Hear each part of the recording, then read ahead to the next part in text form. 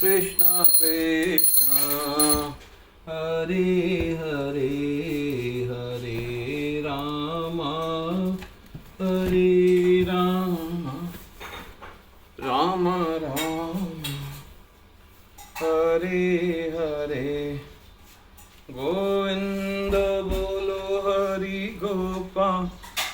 आज हम श्रीमद् भागवतम के तीसरे स्कंद पेज 46 पढ़ने जा रहे हैं। ज्येष्ठा पुत्री आकुति का विवाह रुचि ऋषि से हुआ। देवहूति का कर्दम मुनि से तथा सबसे छोटी प्रसूति का विवाह प्रजापति दक्ष से हुआ और इनके द्वारा यह जगत धीरे धीरे प्रजा से भरने लगा। स्वयंभुव मनु ने प्रकट होते ही सर्वप्रथम अपनी पत्नी के साथ ब्रह्मा जी को प्रणाम किया। वे करबद्ध होकर प्रार्थना करने लगे, हे समस्त प्राणियों के जनक, मैं किस प्रकार आपकी सेवा कर सकता हूँ, कृपया मुझे आज्ञा दें। ब्रह्मा जी ने उत्तर दिया, हे पुत्र, मैं तुमसे अति प्रसन्न हूँ। तुमने बिना किसी प्रतिबंध के अपना सर्वस्व मुझे समर्पित कर दिया है, इसलिए मैं भगवान से प्रार्थना करता हूँ कि वे सपत्नी तुम्हारी ऊपर अपनी कृपा दृष्टि रखें। अपने बड़ों के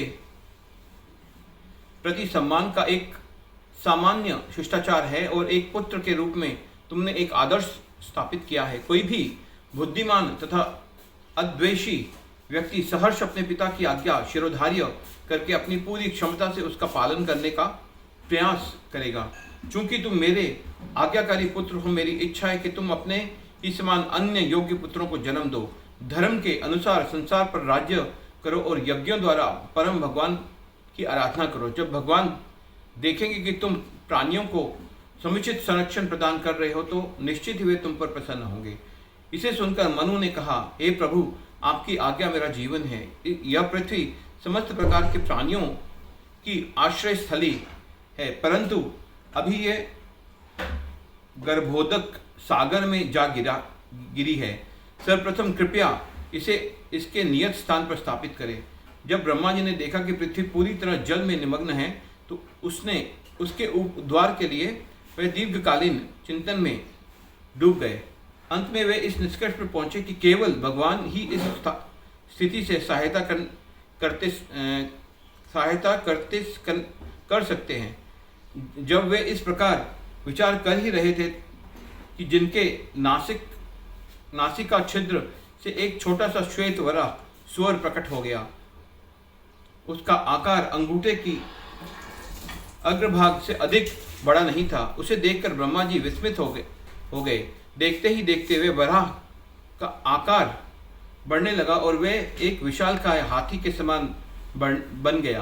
ब्रह्मा जी और कुमारगण मनु, मरीचि आदि पुत्र उनके उस वराह के विषय में परस्पर विवाद करने लगे। अंततः ब्रह्मा जी इस निष्कर्ष पर पहुंचे कि वे वराह रूप स्वयं पूर्ण पुरुषोत्तम भगवान ही हैं।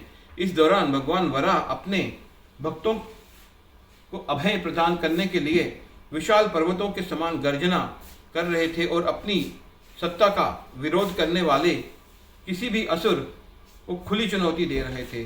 जब जनलोक, तपलोक और सत्यलोक में निवास कर रहे ऋषियों ने चारों दिशाओं में गुंजायमान भगवान की तुमुल ध्वनि सुनी, वे वैदिक मंत्रों के उच्चारण द्वारा उनकी स्तुति करने लगे। आकाश में उड़ान भरते हुए भगवान वराह अपनी पूंछ को पटक रहे थे और अपनी खुरों तथा देदीप्यमान सफेद सिंहों से बादलों को छितरा रहे थे। उनकी दृष्टि संपूर्ण आकाश को प्रकाशित कर रही थी। ऋषियों की स्तुति का उत्तर देने के लिए भगवान वराह ने एक बार और दहाड़ लगाई और फिर तीव्रता से जल की गहराई में प्रवेश कर गए। इससे समुद्र में दो विशालकाय लहरें उठ गईं। वे लहरें समुद्र की दो भुजाओं के समान थीं। मानो समुद्र उन्हें उठाकर प्रार्थना कर रहा हो, हे भगवान, मुझे मत काटो, कृपया मेरा संरक्षण करो। शुकर का रूप लेने के कारण भगवान अपने नथनों से सूंघ कर पृथ्वी को खोजने लगे। अंततः अपने तीक्ष्ण खुरों से समुद्र की तह खोदने पर उन्हें पृथ्वी दिखाई दी। भगवान ने अत्यंत सहजता से पृथ्वी को उठाया, अपने नथनों पर रखकर पानी से बाहर आ गए। इस अद्भुत कार्य को देखकर ब्रह्मा जी और उनके पुत्र सुंदर प्रार्थनाओं द्वारा उनका गुणगान करने लगे। हरे कृष्णा कृष्णा कृष्णा कृष्णा